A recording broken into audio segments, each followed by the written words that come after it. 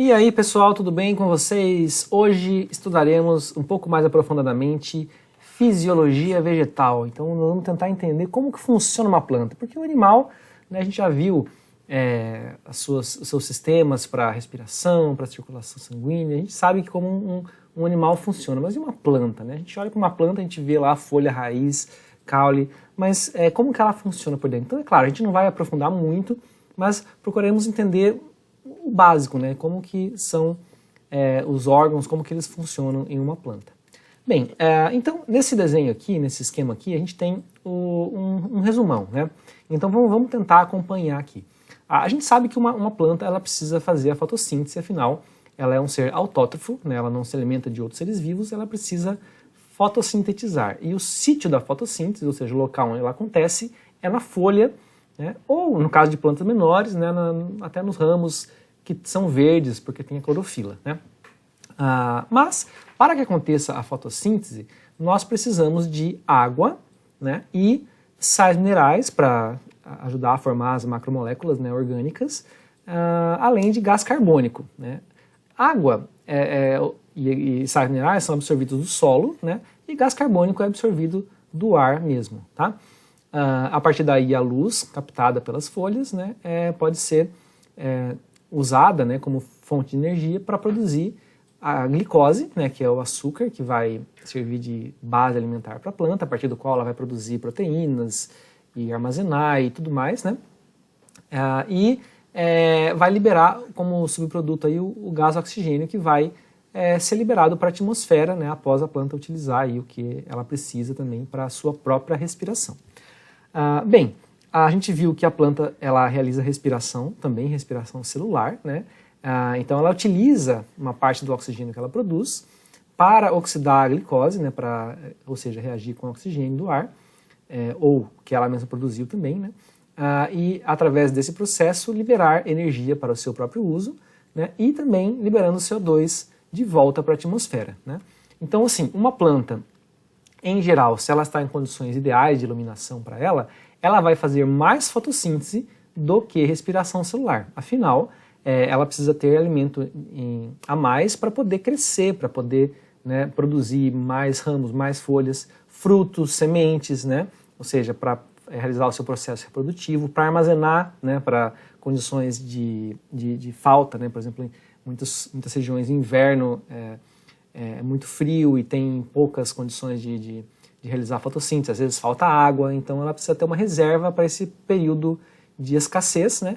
E frequentemente ela usa raízes, caule ou em alguns casos até folha, né, para armazenar reservas de alimento enquanto ela, né, para ela usar enquanto não tem condições de realizar a fotossíntese de forma mais eficiente. Então, em geral, a fotossíntese ela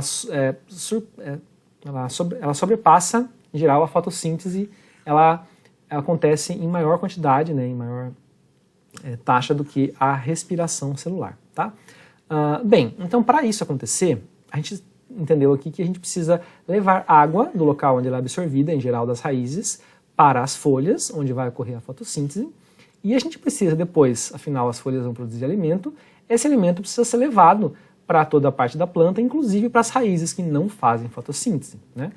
Então esses dois ciclos de fluidos aí na planta são representados por essas setas vermelhas, que representam o fluxo de seiva bruta, né, que é basicamente água e sais minerais, né, que são macronutrientes como nitrogênio, fósforo e potássio, né, e cálcio, magnésio e enxofre, e micronutrientes que são utilizados em menor quantidade, né, como cloro, cobre, boro, manganês, ferro, molibdênio e zinco, tá, que são sais minerais que estão presentes no solo, tá? Então, essa seiva bruta ela é absorvida pelas raízes e levada até as folhas, né?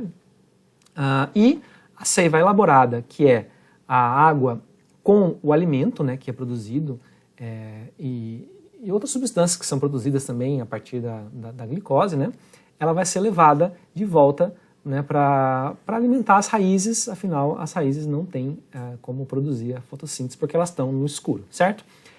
Bom, então esse processo ele tem que ser realizado por vasos condutores. Lembrando, as briófitas não possuem vasos condutores. Esse processo de transporte da região de absorção de água e sais minerais até onde faz a fotossíntese, ele é feito célula a célula, né, célula viva até célula viva, num processo bem lento, por isso que elas não são grandes, mas a partir das pteridófitas, que são as samambaias, já possuem vasos condutores, então esse processo é realizado por canais que a gente vai ver agora como que eles funcionam, né? Tanto de seiva bruta como de seiva elaborada, tá? Bom, então para a gente entender melhor esses canais, vamos ver aqui, tá? Esse sistema de transporte de seiva, tá, ele é compreendido como um mecanismo complexo, que envolve várias etapas, né? Então a primeira é a absorção na raiz, né? Ela então utiliza aí processos de transporte pela membrana, né? Que vão captar a água, né, dos espaços ali presentes no solo para dentro das células, né, e vão transportar, junto com sais minerais, né, vai ser transportada pelos vasos do xilema, tá, que sobem com a seiva bruta, tá, até onde ela vai ser utilizada, que é a copa, né, até as folhas. Então esses vasos do xilema, eles são constituídos por, ou vasos lenhosos também, né, são constituídos por células mortas, né? Como assim células mortas? A gente lembra que as células vegetais elas têm uma parede de celulose, né? Então os vasos do xilema, eles são células cuja parede de celulose é a única coisa que resta dela, né? Então são células que cresceram no formato como se fosse um canudinho, tá? Elas são muito alongadas, inclusive nesse esquema aqui ela está mostrando uma célula pequenininha, mas ela é bem comprida mesmo, né? Pega um canudo de suco aí que você toma, né? Ela basicamente é uma representação de uma célula do xilema, tá? Às vezes até mais comprida, tá? E uma liga na outra, né, formando feixes, né, que vão sair desde as raízes até o alto das folhas, tá? E esses feixes vão conduzir a seiva bruta, né, que é água e sais minerais, lá das raízes até a copa. E como que esse processo acontece? Então, tem vários processos envolvidos, né? Enfim, tanto a raiz, ela tem um efeito de bombear a água para cima, tá? Esse efeito não é muito forte, ela não conseguiria subir muito, tá? Tem o efeito da capilaridade, né? Que é basicamente quando você pega um papel e coloca ele na água, só um pedaço, né? Ele vai subindo pouco a pouco, né?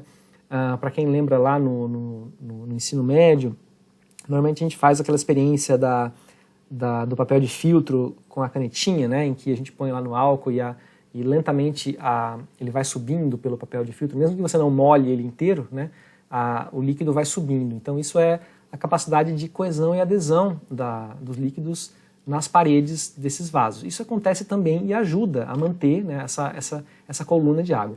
E por fim é a tensão, né, transpiração. Então, quando você vai tomar um suco, né, uma água, né, de canudinho, um refrigerante, você usa o canudo e você suga, né? Você tem uma pressão negativa ali, você faz uma força de sucção numa ponta do canudinho e o líquido sobe lá de baixo, tá? E, por incrível que pareça, a copa tem um efeito semelhante. Por quê? Porque a copa, né, nas folhas, ela tem uma evaporação de água, né? Então, a gente vai ver daqui a pouco, as folhas, elas não são maciças, né? O tecido dentro da folha, ele é cheio de espaços, né? Onde assim que a água chega ali, ela está tomando sol, né? Considera-se que uma planta, né, expõe as suas folhas ao sol, ou pelo menos à luz, né? E essa energia que ela recebe, ela vai evaporar a água, né? E ao evaporar a água, ela é como se estivesse literalmente sugando, né, essa água, né, para o ar, que vai acabar criando uma tensão ali, né, a partir dessa transpiração, ou chamada evapotranspiração, né, porque ela evapora essa água, né. Então isso mantém a folha fresca, porque afinal ela está sempre evaporando água, como se ela estivesse suando, né, ou transpirando, né, e também ela cria uma pressão que vai puxar, né, e como virtualmente o vaso xilema, né, os xilemas são canudos que vão desde aqui de cima até lá embaixo, ela consegue, unindo esses três mecanismos, mas principalmente a tensão e transpiração, ela consegue subir. Tanto que se você pegar um ramo de uma flor que você cortou, por exemplo, e colocar na água, né, se você conseguir fazer isso sem quebrar essa coluna, sem deixar entrar ar, né, por exemplo, cortando debaixo d'água ou debaixo de uma torneira, né, você consegue fazer com que essa planta continue puxando água mesmo que ela não tenha mais raiz, né. Então, não é a raiz que necessariamente manda água para cima, né? A raiz, é claro, ela absorve, ela tem mecanismos para absorver, para fixar a planta, mas a copa, os ramos, as folhas conseguem criar uma tensão bastante para puxar a água para cima, como se fosse sugar de canudinho mesmo, tá? Através do xilema, que são vasos mortos. Uma curiosidade aí é que o xilema também ele dobra em função como suporte, tá? Então quando você pega uma planta maior, uma planta que tem aí uma árvore, por exemplo, que tem um tronco, um caule mais espesso, tá? O xilema ele também é um elemento estrutural, tá? Como as suas células são mortas e bastante rígidas, elas têm reforço, além da celulose, elas têm lignina, né? Elas são bastante fortes, né, resistentes e conseguem dar sustentação para a planta, né, para manter, né, a sua estrutura, tá? E conforme ela vai crescendo, né, ela vai reforçando ainda mais essas células que já estão mortas e sem utilidade, né, mais no interior, né, no seu processo de crescimento que a gente vai ver daqui a pouco. Tá? Já, né, então esse é a seiva bruta, transporte de seiva bruta, tá, através do xilema para cima. Tá? Já a seiva elaborada, que desce em geral, né, vem da região onde ela é produzida para as raízes, ela passa por um processo diferente, através dos vasos do floema, tá? Ou liber, vasos liberianos, tá? Então, diferente do xilema, que são células mortas, os vasos do floema são células vivas, tá? São células que também têm esse aspecto meio de canudinho, né? Mas não é um canudinho morto, é um canudinho vivo, né? Em que as células estão ligadas de forma bastante otimizada, né? E tem especializações na membrana e na parede para permitir o fluxo rápido, né, de seiva, mas elas são vivas, então elas conseguem regular muito melhor esse fluxo, né, controlando aí através de células companheiras, né, que inclusive ajudam a manter isso aqui tudo funcionando e, inclusive, se necessário, por exemplo, quando uma planta perde as folhas, né, no inverno, né, ou em período de seca, ela consegue depois mandar elementos que estão armazenados, por exemplo, na raiz ou no caule, para cima, né. Então a seiva elaborada ela não tem um fluxo sempre das folhas para baixo, para a raiz, né. Ela consegue inverter também esse fluxo porque, né, às vezes é necessário, né, ou então na época da floração, da frutificação, né, pode ser necessário recrutar recursos armazenados para produzir, né, frutos e flores em grande quantidade, né. Por exemplo, o ipê, que perde as folhas na época da floração, né. Então ele não está fazendo muita fotossíntese e ele precisa mandar as suas reservas para cima, onde vão ser produzidas as flores e depois os frutos. Tá? Então, a seiva elaborada, né, o fluxo dela é um pouco mais complexo, né, do ponto de vista funcional, né, utilizando aí células vivas, né, para bombear essa seiva de forma ativa. Tá? Na forma de organização aqui, tá? Vamos pular aqui. Na organização desses tecidos, tá? O xilema, ele em geral está distribuído mais internamente num caule. Isso aqui é uma foto, né, de um caule de uma planta, tá, cortado aí transversalmente. Então a gente está vendo aqui é o centro do caule e aqui é a casca da árvore, vamos dizer. Tá? Então o xilema ele fica ali no meio, né, e aqui isso aqui é um broto bem jovem com a organização original, né? Normalmente ele é em formato um padrão, né, que pode variar de espécie para espécie, de grupo para grupo, tá? Mas aqui tem esse formato de X, né? Reparem como são grandes, são canudos mesmo, né? Então isso aqui é como se fosse um canudo cortado, né? Então você veria um espaço aqui, né? E aqui é espaço vazio mesmo, né? Já o floema, né? Reparem que são menores, né, as células, são canudos também, mas são menores e são vivas, né, então mais externos em geral, tá, e também organizados aqui num padrão. Quando uma planta tem um crescimento secundário, ou seja, quando ela engrossa, né, como um caule de uma árvore, por exemplo, né, ela em geral perde esse padrão original e ela forma duas camadas, né, uma camada mais interna, que seria o xilema, tá, e a camada mais externa, que seria o floema, tá. Inclusive, né, quando a gente tem pragas nas plantas, né, como pulgões, né, que vão sugar ali o alimento, ela insere o seu aparelho sugador até atingir o floema, que é onde está o líquido doce, né, e é um alimento que é produzido pelas plantas. O xilema, em si, é água e sais minerais, então, né, não é tão rico, né, para um animal, um parasita se alimentar. Tá? Então esse aqui é o esquema de organização aí do xilema e do floema.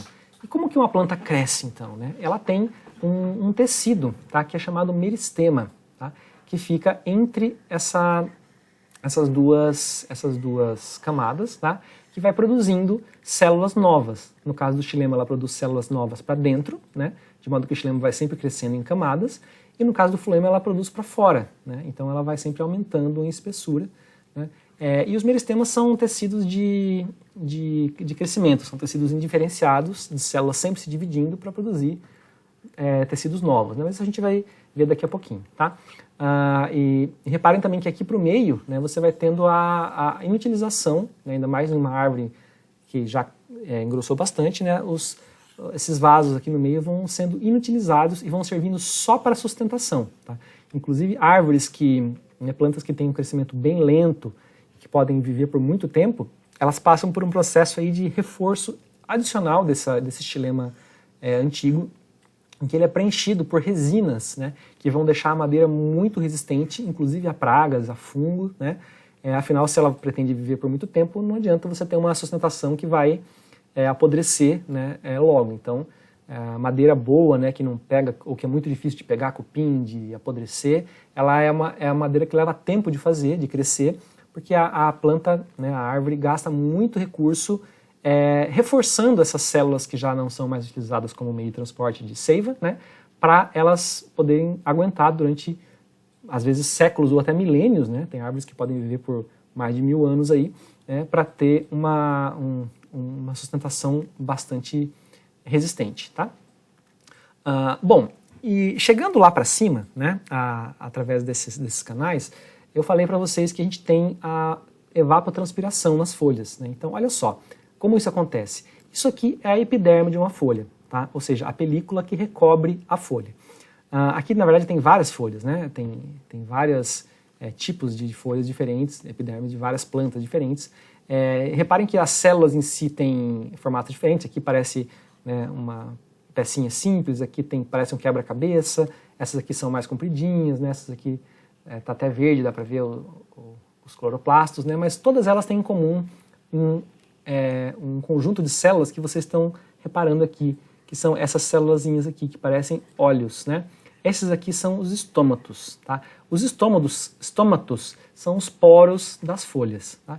Em geral, as folhas têm estômatos na parte de baixo, né? Na parte que fica para baixo, né? Não diretamente exposta ao sol, mas apesar de que tem algumas plantas que podem ter estômatos na parte de cima também, principalmente naquelas que vivem na sombra, né?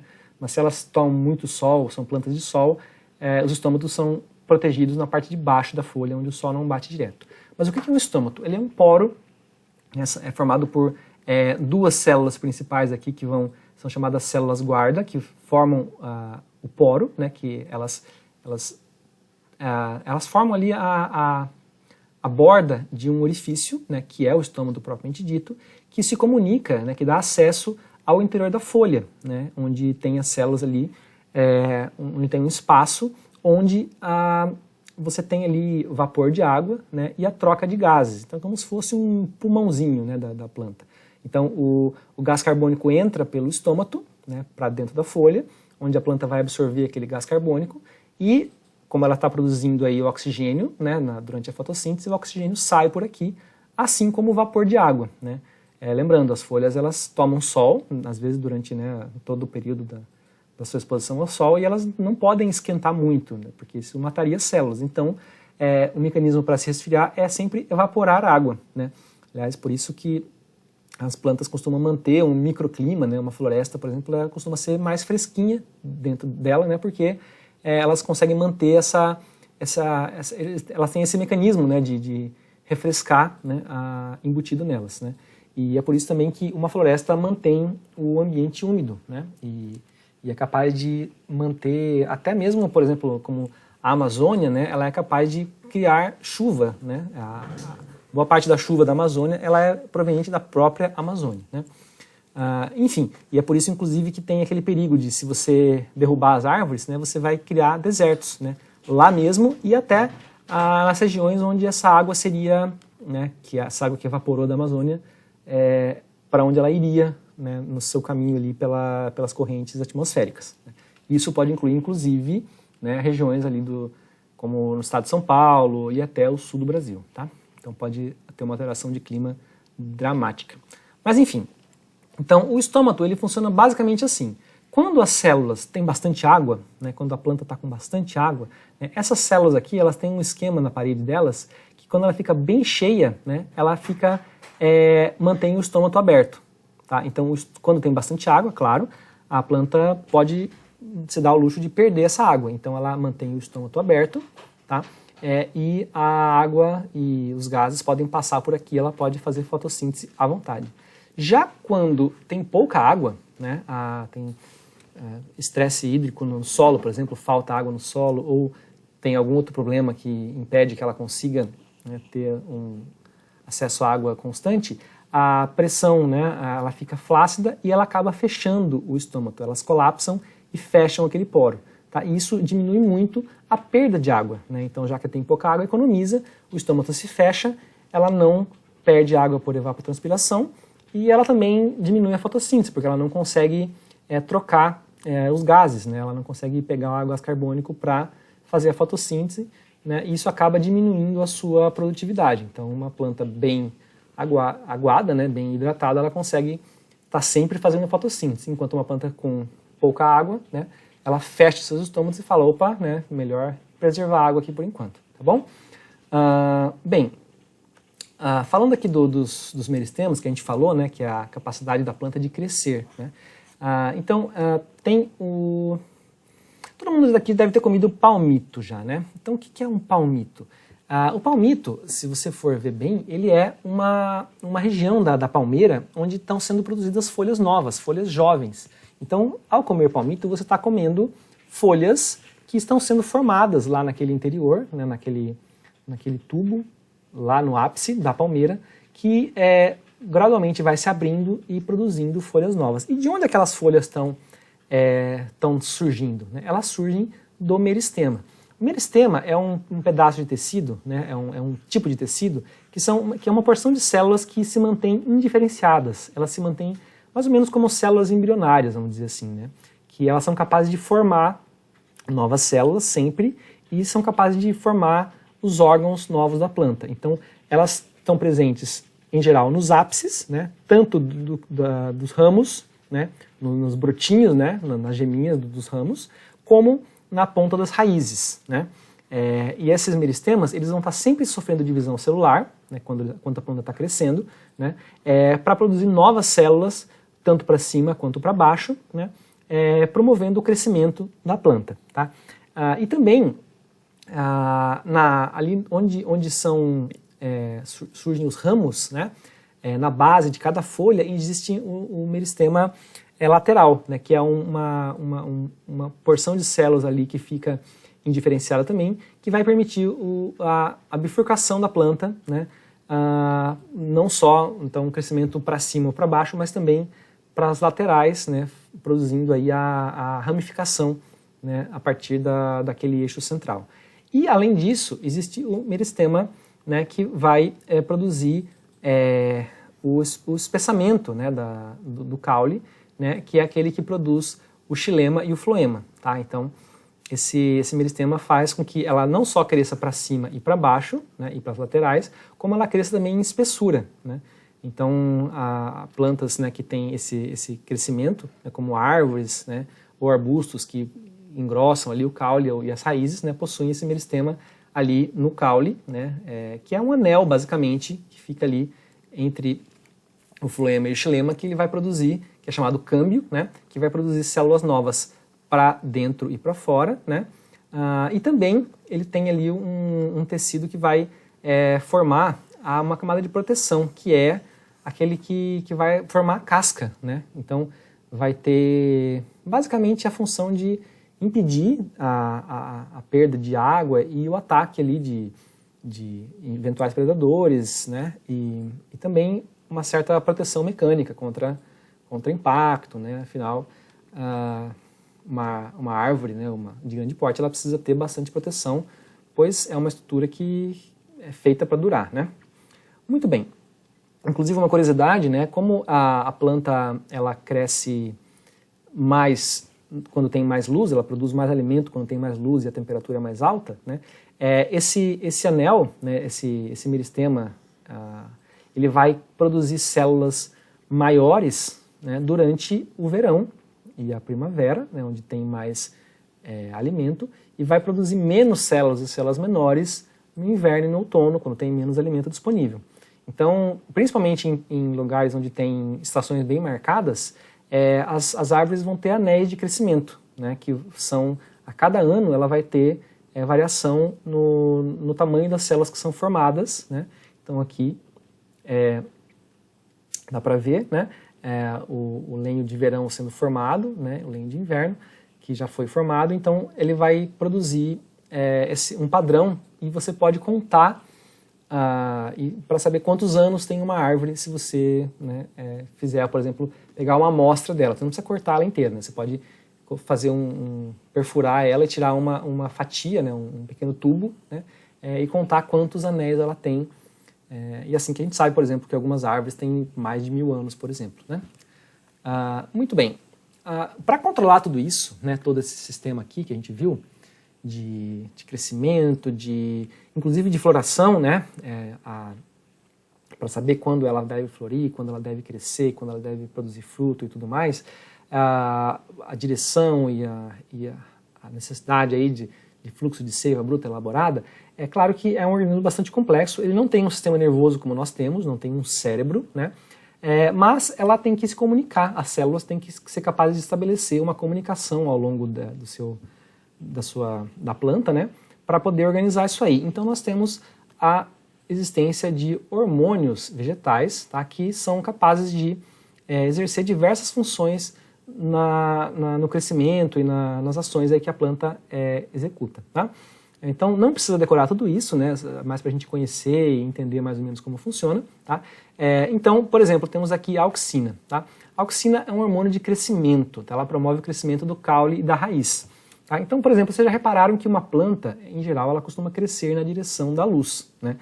Se você põe uma planta ali do lado da janela, ela vai, em geral, virar as suas folhas, os seus ramos, na direção da janela, que é de onde está vindo a luz. Como que ela faz isso, né? Então, a auxina é um hormônio que ele atua nessa resposta. Então, como que acontece? A auxina, ela é produzida e por mecanismos ali bioquímicos, ela tem...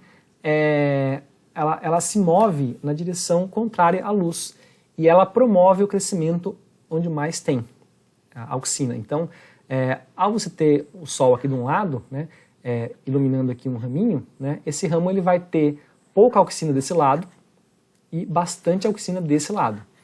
E essa auxina concentrada no lado oposto vai fazer esse lado aqui crescer mais do que esse.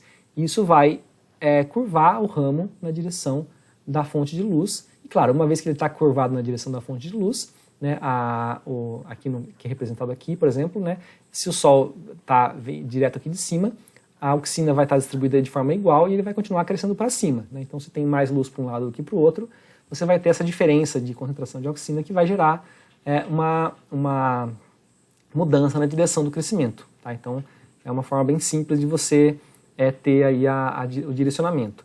Uma coisa interessante também é que a auxina, ela promove o que é chamado de dominância apical.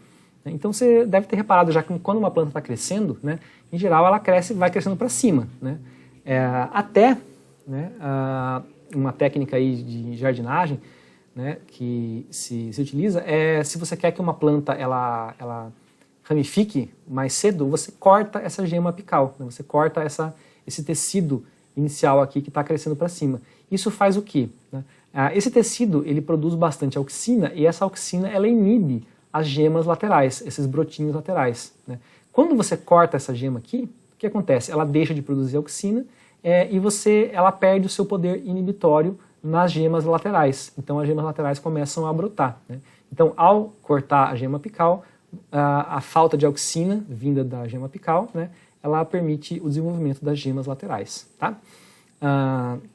Bom, um outro hormônio interessante aí é o etileno, que é um hormônio, um gás, né, que se difunde, né, e ele promove o amadurecimento de frutos. Né? Então, ele é, por exemplo, a razão pela qual você consegue utilizar, por exemplo, uma banana, né, madura para amadurecer outras bananas ou outras frutas, né? Claro, aquelas frutas que conseguem amadurecer fora do pé, né?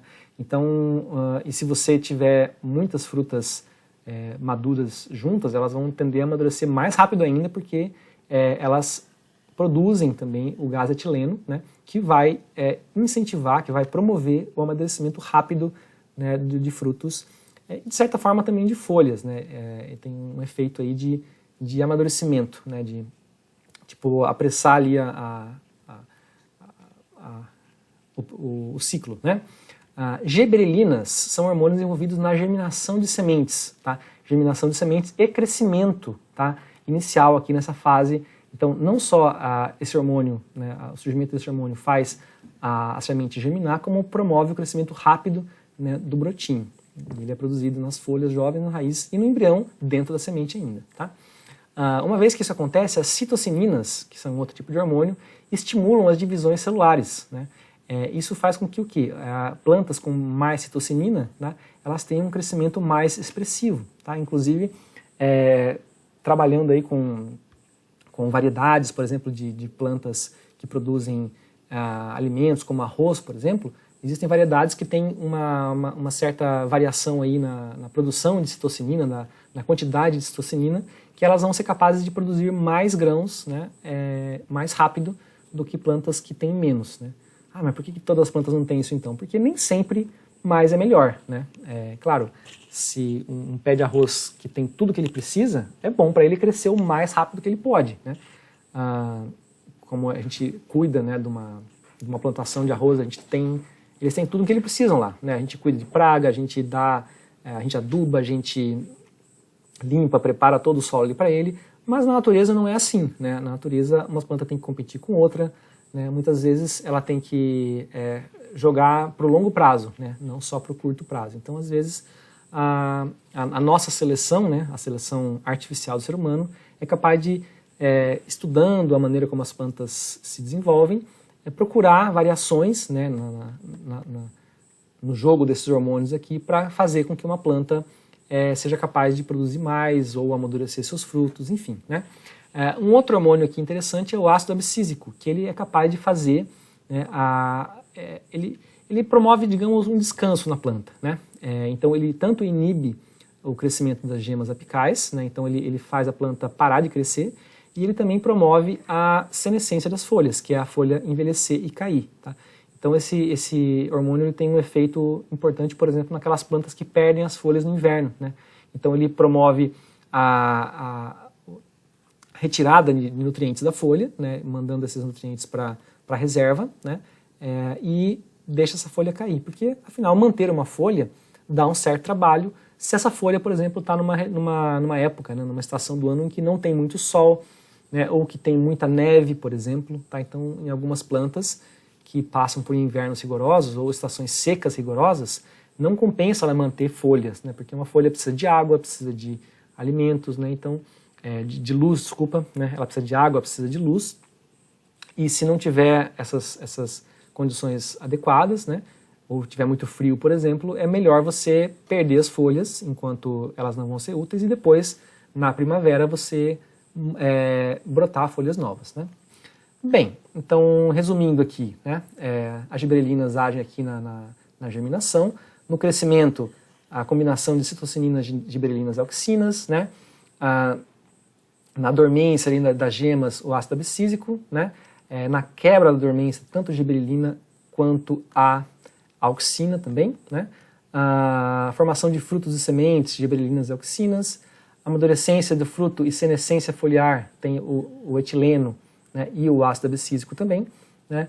A queda de frutos e folhas, né, o etileno e as auxinas também têm um certo efeito, né? Claro, a gente está vendo de forma bastante simplificada, mas isso aqui é bastante complexo, né? Então as plantas elas têm um mecanismo complexo para regular esses hormônios, né? E eles interagem entre eles e nos vários locais onde eles são produzidos e onde eles são atuantes, né? Para manter a planta funcionando aí de forma eficiente, né? E isso varia em certas plantas, né? Então plantas que vivem em regiões mais quentes, mais frias, mais úmidas, né? Eles podem ter variações na sua regulagem, né? Para fazer com que essa planta tenha condições de funcionar bem no local onde ela vive, né? E isso tem a ver também com a variação do dia, da luz, né? Afinal, uma das coisas que a planta consegue captar do ambiente para se regular é a luz, né?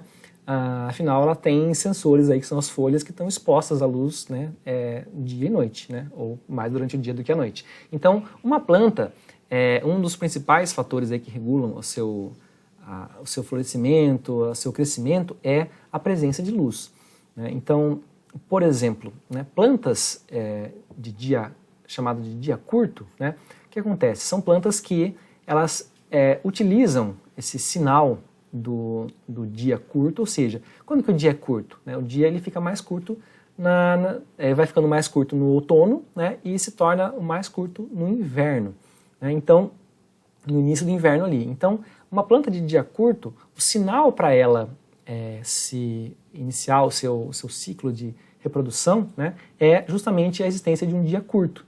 Então, quando os dias começam a ficar curtos, né, isso altera o balanço dos seus hormônios, né, de modo que ela vai iniciar o seu processo reprodutivo, né. Se, né, durante esse dia curto, durante a noite, você introduz ali uma iluminação artificial que simula, né, a iluminação do sol, né, você pode interromper o ciclo dela, né. Por outro lado, uma planta de dia longo, né, que seria o quê? Uma planta que o dia longo, que é os dias da primavera e do verão, né, eles estimula a produção, né, do seu ciclo de reprodução, né, e enquanto que quando o dia é curto, né, a quantidade pouca de luz aí, ou mais luz, ou menos luz, né, e mais escuridão, ela não vai se reproduzir. Agora, se você introduz ali um período de luz, né, simulando o sol, né, você pode simular, né, um dia mais longo, né, induzindo a sua floração. Claro que isso é interessante para criadores, né, plantas ornamentais, ou se você quer ali que uma planta ela cresça sem se reproduzir, né, então você pode alterar condições em laboratório ou em ambientes controlados, em estufas, né, para fazer com que você tenha floração mesmo fora de época, né. Então, em algumas floriculturas, né, algumas tipos de produção de mudas em laboratório, você consegue manipular, né, através do conhecimento de como certas plantas utilizam seus hormônios para essa regulação aí, né, das suas atividades de crescimento e reprodução, para ser capaz de tirar o proveito maior, né, desse conhecimento. Muito bem, então é isso, espero que tenhamos gostado aí dessa conhecimento aí, dessa viagem pelo mundo das plantas, né, para entender um pouco melhor como que são esses seres que, apesar de serem tão comuns no nosso dia a dia, né, são mal compreendidos, né, porque afinal nós não somos nada como eles, né, mas como vocês podem ver, eles também são bastante complexos, né, em termos de seus órgãos, das suas relações, dos seus sistemas aí de caule, folha e vasos condutores e tudo mais, né. Então é isso aí por hoje e até a próxima, pessoal.